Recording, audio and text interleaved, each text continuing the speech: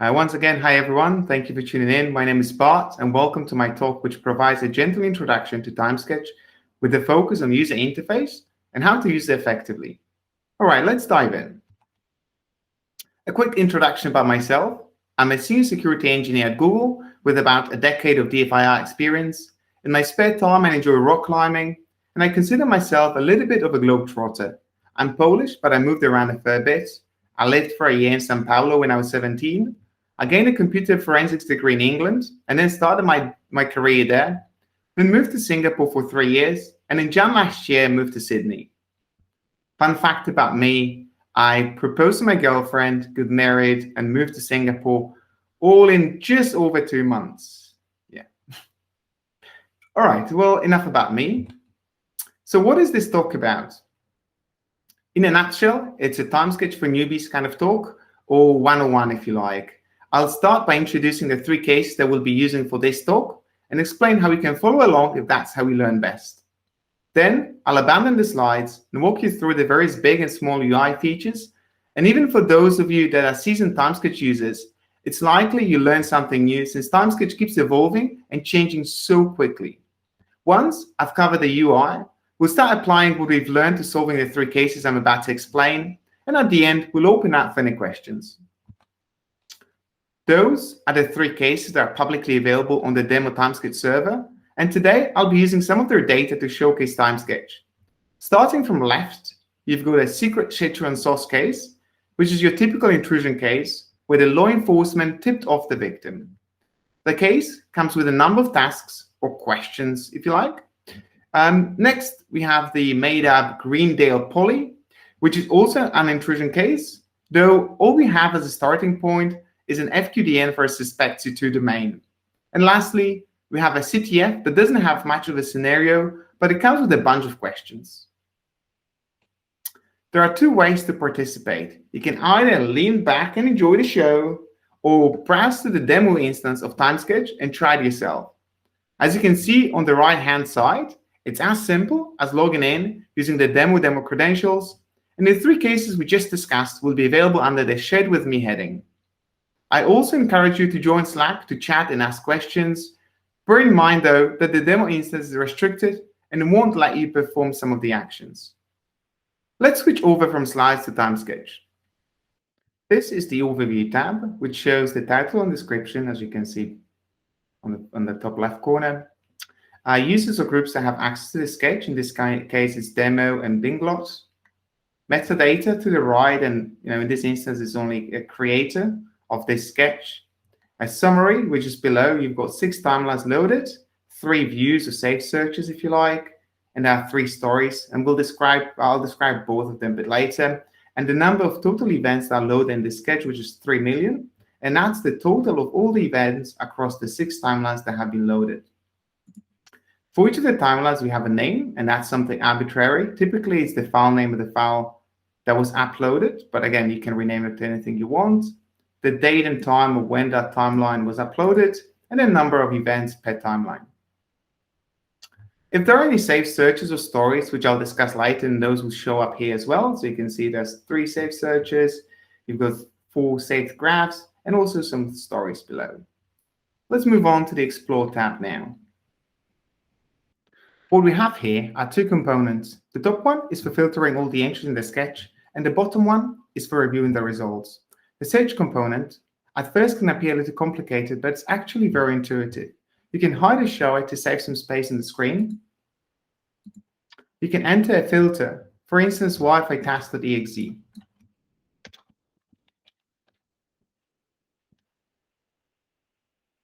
As you can see, the filtering is almost instantaneous, and that's across 3 million entries. So, quite impressive. And you probably noticed that the entries have a different color depending on which timeline they belong to. Let's play with that and disable all the timelines, and then only enable those that we're interested in.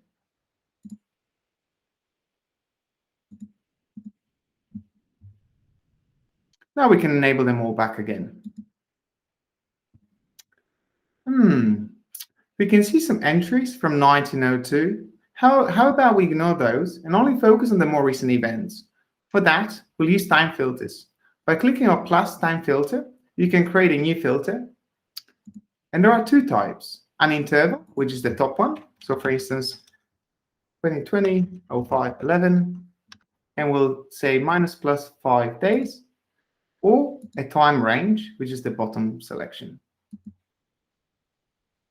Let's grade that. Let's add a second filter by copying and pasting the timestamp from the timeline.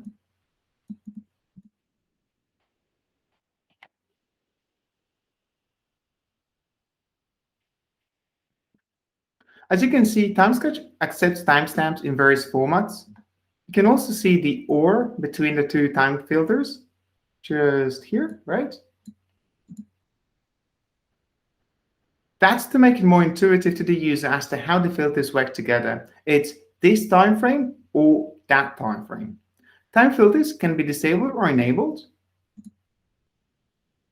or updated.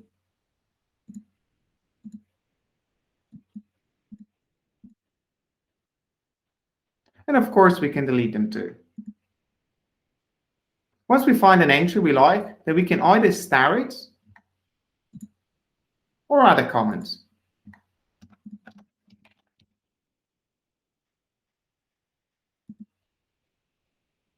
If you wanted to label all entries that are visible, then we can select all entries, just here, and click the button Toggle Star. The funny behavior of it is that if you have already starred an entry, then it will become unstarred. There are also some other helpful features in the top component.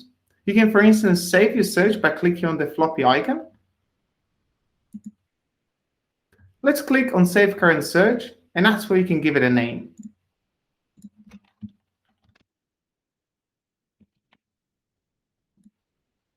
Of course, how good would saved searches be if you couldn't load them, right?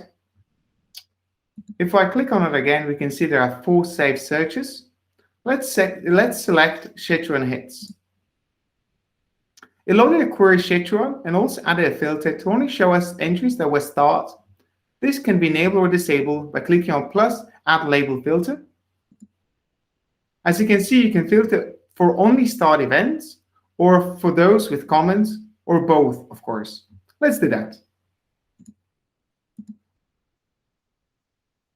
If we prefer our saved search to look like this, then we can update it by clicking on the floppy again, and then selecting Save Changes.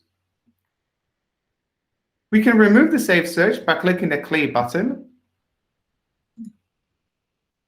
As you can see, there are no entries. That's weird, right? That's because you need to have a filter, and by default, it's a wildcard, which shows us all the entries. Let's do that now. What if you wanted to see Wi-Fi tasks.exe only in the system32 directory? Let's try that. Let's write in Wi-Fi task and system32 and hit enter. Oh, wow. We've got 10,000 entries. That's really weird, right? You can see it in the top left corner of the bottom component or to the right next to navigation buttons. First of all, there are more than 10,000 entries. It's just that Timesketch stops counting at 10K. Secondly, the search query by default uses a Boolean or instead of and, as it expected to. So what our query returned were all Wi-Fi.exe entries and all system32 entries. You can look up Elasticsearch query language for reference, but as it expects, just putting and in between the two words solves the problem. Know, though, that and must be in caps. So let's do that now.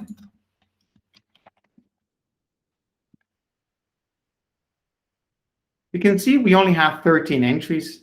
That's more like it. I should add that the searches are not case sensitive, so we can put system32 with capital S, with lowercase s, doesn't matter. We can also filter per field if you want to, and there's a special syntax for regular expressions too. In general, the Elasticsearch query language takes some getting used to, and it's uncommon. And it's rather common that you'll search for something and you'll get 0 results. But then you append an asterisk or make some other small changes, and suddenly it'll work just fine. For now, that's it for the top component. Let's move on to the bottom one. You can see navigation buttons that allow us to show more entries per page and go back and forth, as well as sort the entries in the ascending or descending order.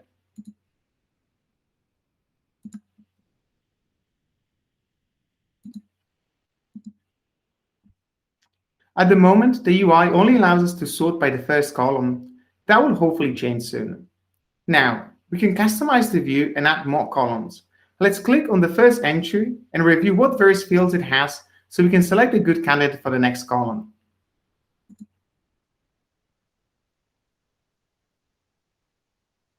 The value timestamp description looks like a useful column to have.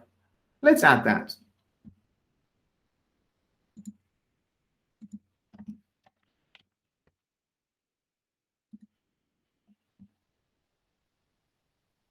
If you wanted to change the order of the columns, then you need to add them in the order you want them to be displayed. Here's an example. We'll remove the message field or add a column, and we'll re-add it. There you go. As simple as that. If you paid close attention, the Customize Columns drop-down had a few switches at the bottom. The one you might find useful in the future is the ability to show microseconds for entries in the timeline. Please notice that if you only see zeros in microseconds, that's likely because the timestamp in the evidence you're looking at doesn't have enough precision. All right. We can also export the results in the form of CSV files that are compressed in a zip file. It's as simple as clicking on the Export to CSV button.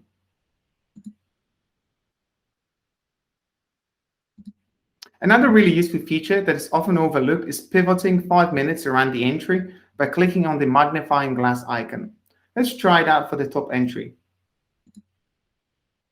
As you can see, it's changed the filter and also added 2 time filters, one 5 minutes before and the other 5 minutes after. Of course, you can edit those, disable them, remove, it's completely down to you. To reset the view, you can navigate away from the Explore tab and then come back or simply refresh the page. That's also why saved searches used to be called views, because they preserve more than just filters. Let's load the saved search called Wi-Fi task. It will save me some typing.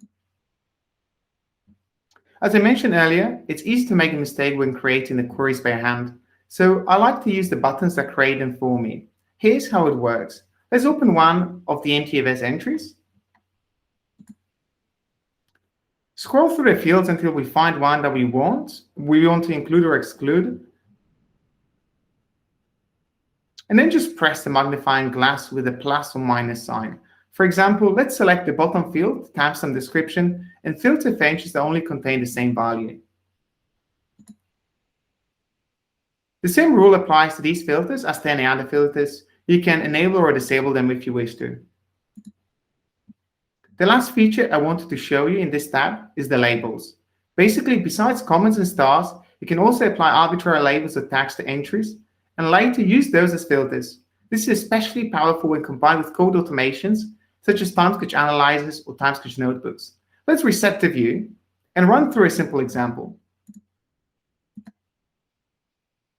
We'll search for entries with tags by querying for tag : asterisk, which basically reads, show me all the entries that have the field tag.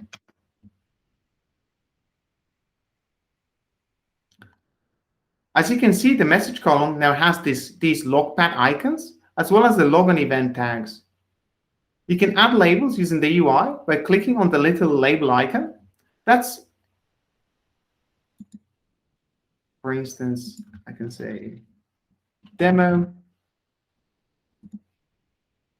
I can remove the label if I want to. And that's it for this tab. Let's move on to graph.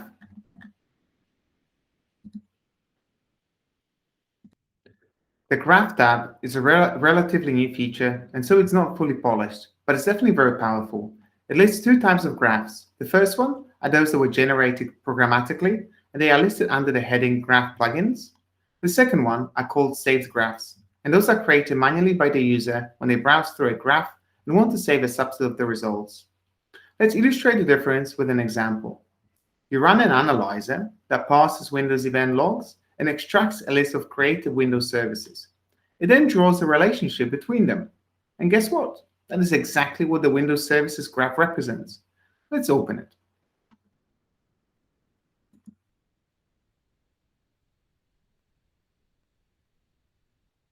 A saved graph, on the other hand, is if you now find something interesting. And let's do this by selecting the main controller DC1.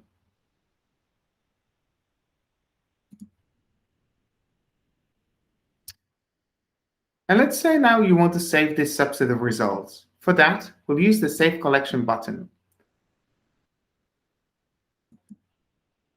We'll name it DC1 and save.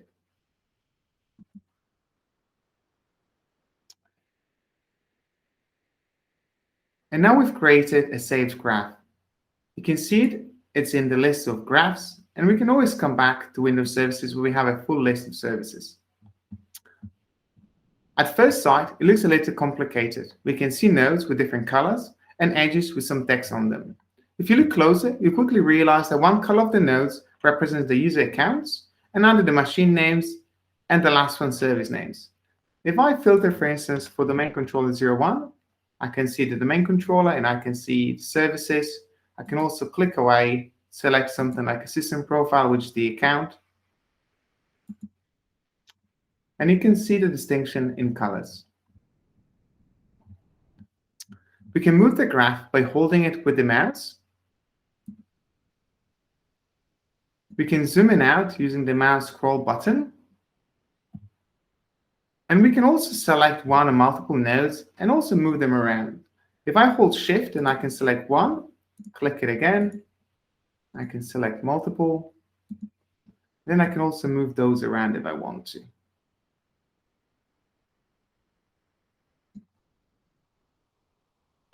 I can also say Fit to Canvas. By clicking away, you unselect the nodes. In the top left corner, you've got a drop-down to change between the graphs as I presented earlier. Right next to it is an input field that we can use for filtering the nodes and edges. For instance, DC01, right?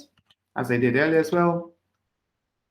Next, you have the settings button, which you can use for changing how the graph looks like. Let's try that.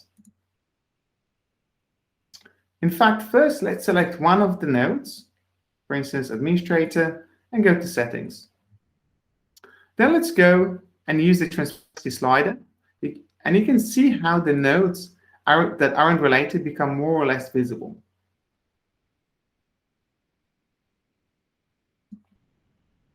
We've got 5 different layouts available. I like to use the current one or the last one called breadth first.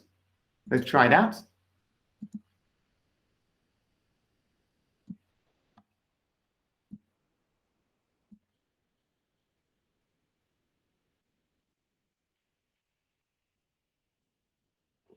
Last setting is about how the edges between the nodes are drawn, and I prefer the current setting, but I'll quickly show you what the taxi style looks like. As you can see, it's much more square.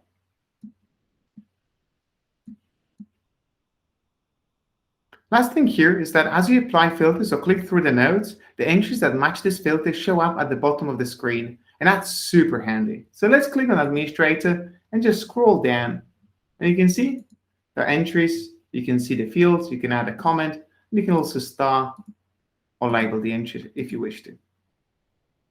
With that, let's move on to the next tab, aggregations. The Aggregate tab allows you to perform frequency analysis and other aggregation tasks right from the web UI. A better way to explain it than by showing a couple of examples. For instance, we inherited an investigation and we'd like to better understand what kind of evidence we're dealing with. In that case, it's as simple as aggregating on the data type field. Let's do exactly that now. The first drop-down is optional and allows us to selectively aggregate on some or all timelines. I won't select anything so that the aggregation is applied across all the data we have in this sketch. The second drop-down is where we select the aggregator. At the moment, we can either simply aggregate per field without any filters applied, or we can select the second option, where we can filter the data before we apply the aggregation. Let's select Terms Aggregation. In terms of chart type, a table would make the most sense. But we can also change this into a horizontal bar chart, which I'll demonstrate shortly. Next, we specify which field we want to aggregate on. Let's make it data type. The next two input fields are optional and allow us to set the start and end date filters. We'll skip those for now.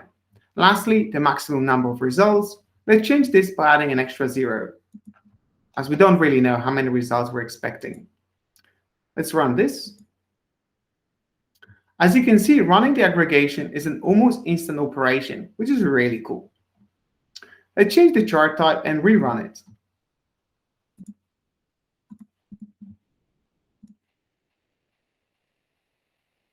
Once again, it was almost instantaneous. If you plan to reuse the aggregation, then you can save it by clicking the Save button in the top right corner.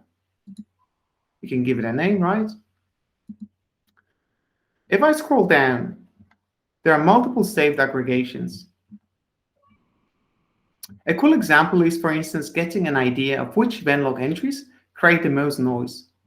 And we can know all of this before we even dive into the analysis. And this is exactly what this top EVTX sources graph is trying to display. In this table, we can see that S channel is by far the most noisy of all event logs source types. Let me zoom in so you can see it a bit better.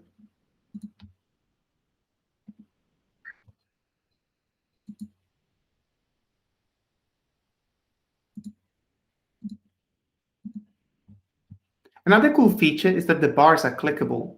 And I'll do that. I'll click on, let's say, the second top.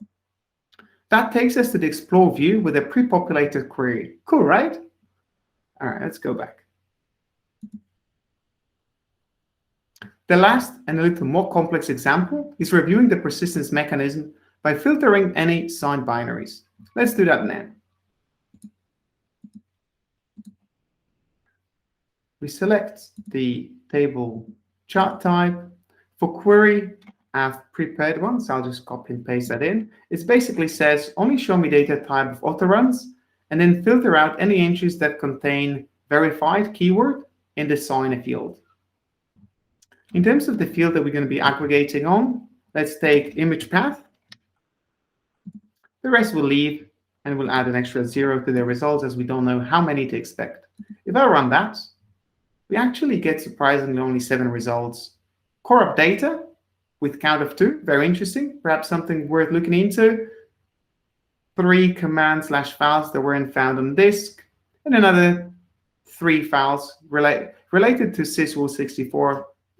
Maybe interesting, maybe worth looking into. And that's all here. Let's move on to the Analyze tab. The last 3 tabs won't take as long as they are pretty straightforward. The Analyze tab allows us to run plugins, which we call analyzers, against any of the timelines. Those analyzers can be very powerful, and Timesketch comes with some cool analyzers out of the box. To give you an example, we have an analyzer that flags entries in the web browsing history that are out of the working hours, which could be very useful in investigations involving a disgruntled employee. Another example is an analyzer that extracts domain names from events and then tags those events to make it easy for the user to identify domains that are rare or filter out those that are common. Let's give it a try. We'll select all timelines, we'll select a can finder, and we'll run this analyzer.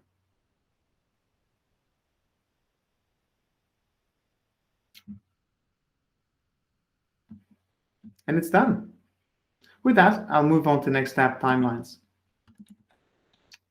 The Timeline tab is used for uploading and managing the uploaded evidence. It will tell you what timelines are in the sketch. You can see the details about each of them by clicking the Info button, for instance here. If I have multiple timelines that are all related to the same machine, then I like to rename them so the name reflects what type of evidence this is. This way, I can easily select or unselect them in the Explore tab, making my searches more targeted. The Analysis History button will show you the output of running analyzers. And lastly, at any point, you can either rename a timeline or remove it. And removing it actually removes it completely from the sketch. With that, let's move on to the last tab, Stories. The last tab, called Stories, is about presenting your findings. You can have multiple stories, and they consist of a title and sections. Let's look at an example called Browser Artifacts from DC1. A story, as I mentioned, is split into sections or blocks. Each of those blocks can be either an illustration of evidence, and at the moment we can choose from saved searches and saved graphs, or it could be a text block to provide a narrative. Let's have a look. If I hover over one of the boxes, you can see how I can add a text block, and I can put some text.